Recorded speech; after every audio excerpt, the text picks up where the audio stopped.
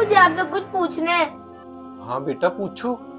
पापा, जब हमारा इंतकाल होगा और हम कब्र में जाएंगे तो हमसे क्या क्या सवाल पूछे जाएंगे? बेटा जब हम कब्र में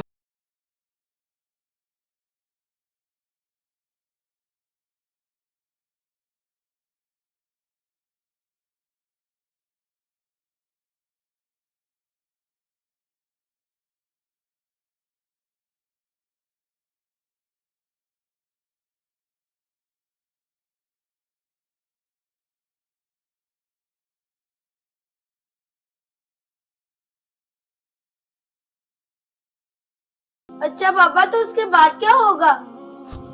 बेटा जिसने भी ये 3 सवालों के जवाब दे दिए अल्लाह पाक उसको माफ फरमा देगा। अच्छा पापा, मैं समझ गई। अल्लाह पाक हर मुसलमान की मग़फ़िरत फरमाए। आमीन। अगर आपको हमारी ये वीडियो अच्छी लगे तो सदका जारिया समझकर शेयर लाजमी कीजिएगा।